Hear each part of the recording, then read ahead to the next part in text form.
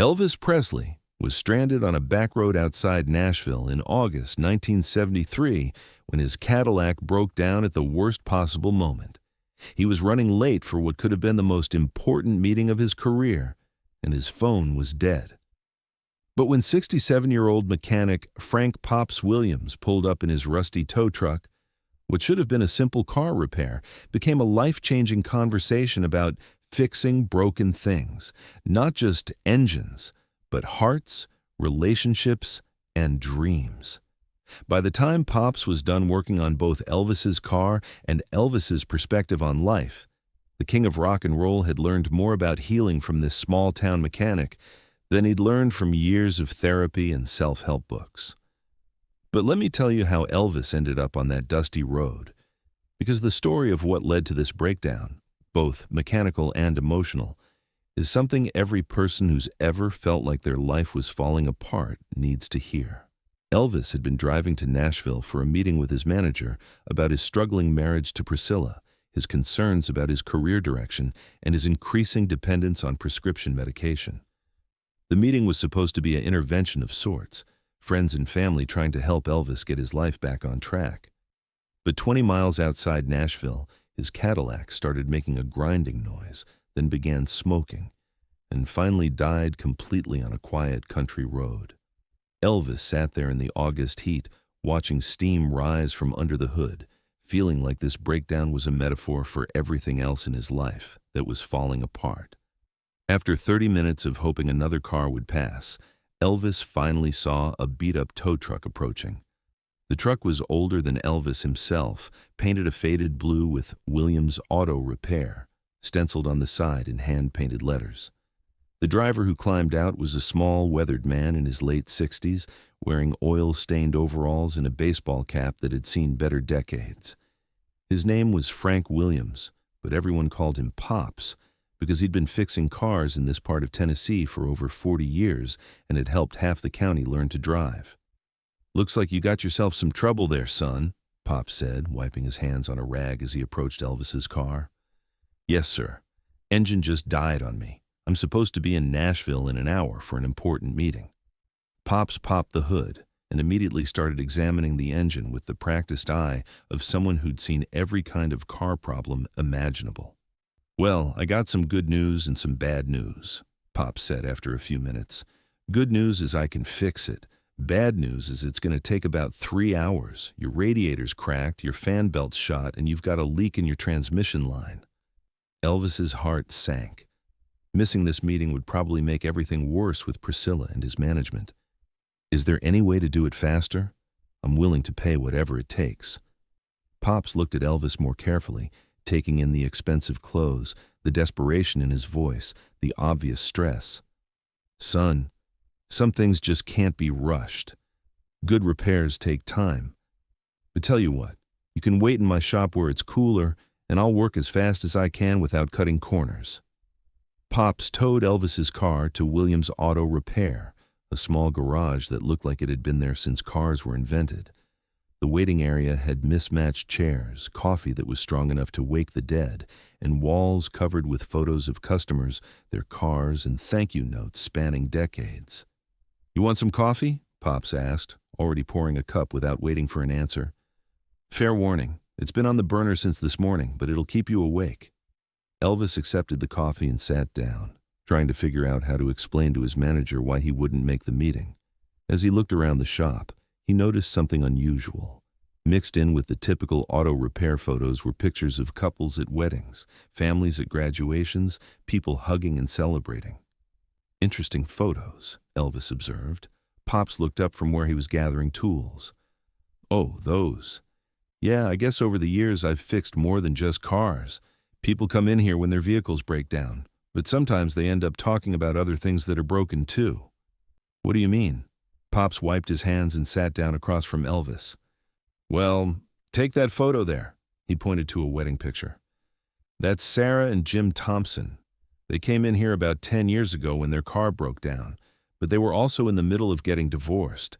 Spent 3 hours in these chairs talking about their problems while I worked on their transmission." "What happened?" "I told them the same thing I tell everyone. Sometimes things break down not because they are no good, but because they need attention and care. That car just needed new parts and some TLC. Turned out their marriage needed the same thing. Elvis found himself genuinely curious. They got back together. Been happily married ever since. They send me Christmas cards every year. Pop smiled. See, cars and relationships aren't so different. When something breaks, you got three choices. Throw it away, ignore the problem and hope it fixes itself, or roll up your sleeves and do the work to repair it properly.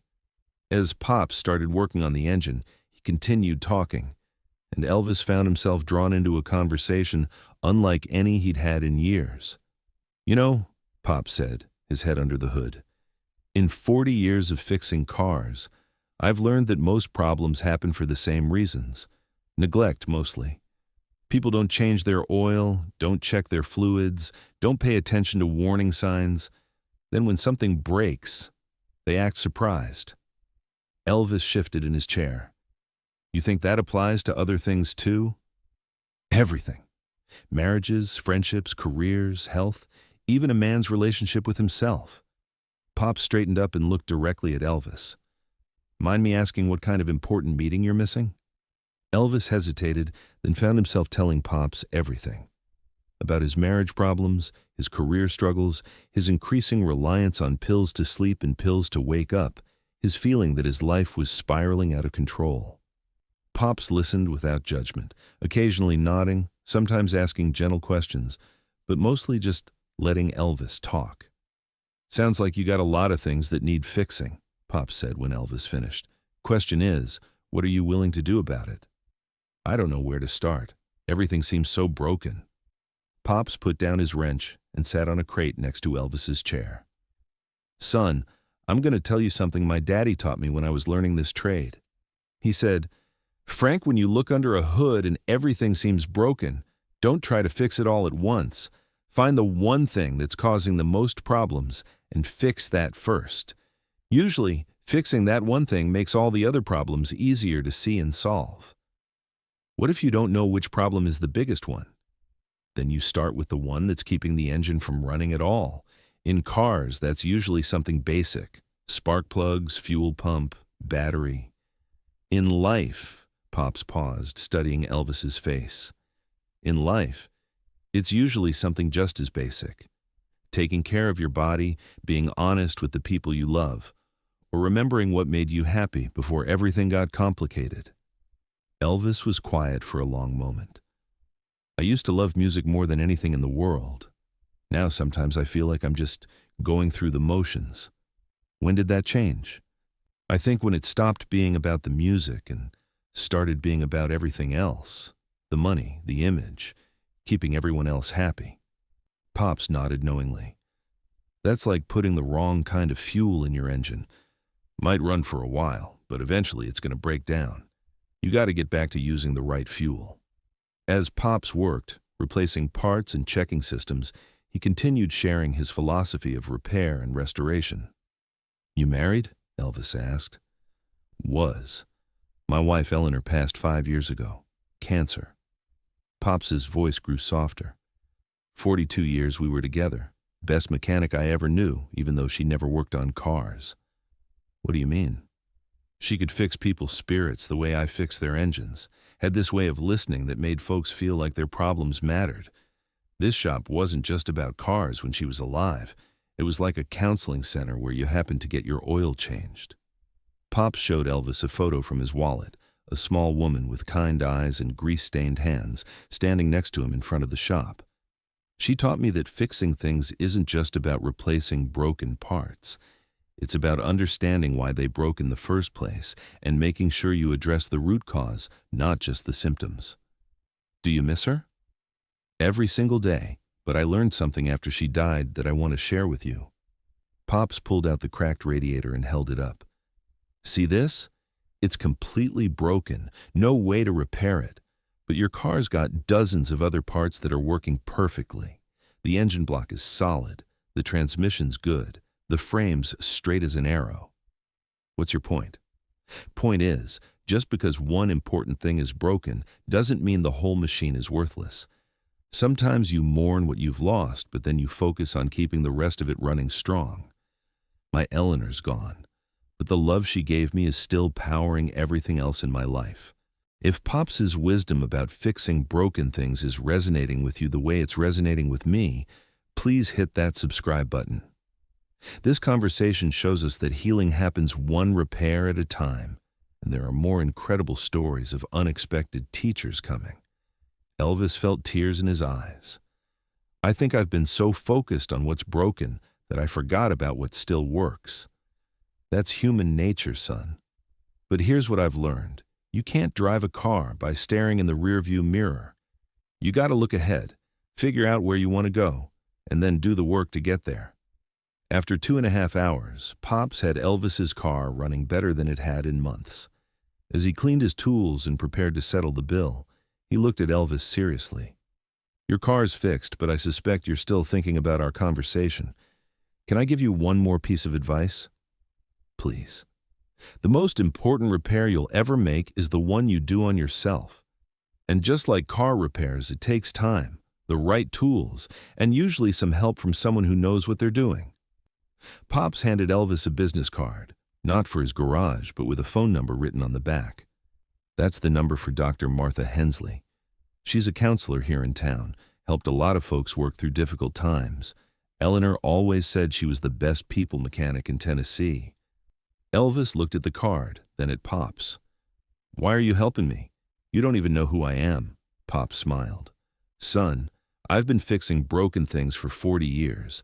I can tell when someone's engine is running rough, whether it's made of metal or flesh and blood. And you? He pointed at Elvis's chest. Your engine's making all kinds of noise that says you need some professional attention. Elvis broke down crying right there in the garage. Not the controlled tears of a performer, but the deep sobs of someone who had finally found permission to admit that he was broken and needed help. Pops didn't try to stop him or comfort him with empty words.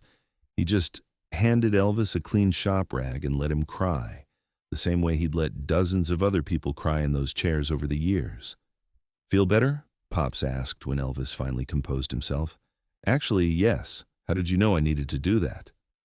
Same way I know when an engine needs to blow off steam. Sometimes pressure builds up and you got to release it before you can see what really needs fixing. Elvis never made his original meeting that day, but he made a much more important appointment with Dr. Hensley the following week. He also asked Pops if he could come back just to talk. Door's always open, Pops said, but next time, don't wait until your car breaks down to visit. Over the following months, Elvis became a regular at Williams Auto Repair, not for car work, but because Pops had become an unofficial therapist whose wisdom was grounded in practical experience. Elvis always found ways to contribute, paying for new equipment, sponsoring local kids' car repair classes, and eventually funding a scholarship program in Pops's name. The conversation marked a turning point in Elvis's approach to personal problems. He started addressing issues individually rather than feeling overwhelmed by everything at once. While his marriage to Priscilla still ended, he approached it with more maturity. Pops Williams became known as the mechanic who helped Elvis get his life back on track, but he never sought publicity. Helping someone fix their problems isn't something you brag about, Pops told a reporter. It's just what you do when you see someone broken down. When Pops passed away in 1985, Elvis sent flowers with a note. For the man who taught me that broken things can be repaired if you're willing to do the work. Have you ever had someone help you understand that being broken isn't the end of your story? Tell us about them in the comments. Let's celebrate the fixers and healers in all our lives.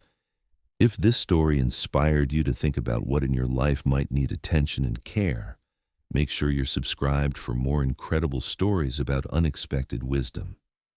Hit that notification bell for stories about ordinary people who help others get back on the road. The most important thing Pops told Elvis wasn't about cars. As Elvis drove away, Pops called out, "Remember, son, you can't prevent every breakdown, but you can always choose to get back up and keep running." And that's exactly what Elvis did. Not perfectly, but with understanding that being broken doesn't mean being worthless.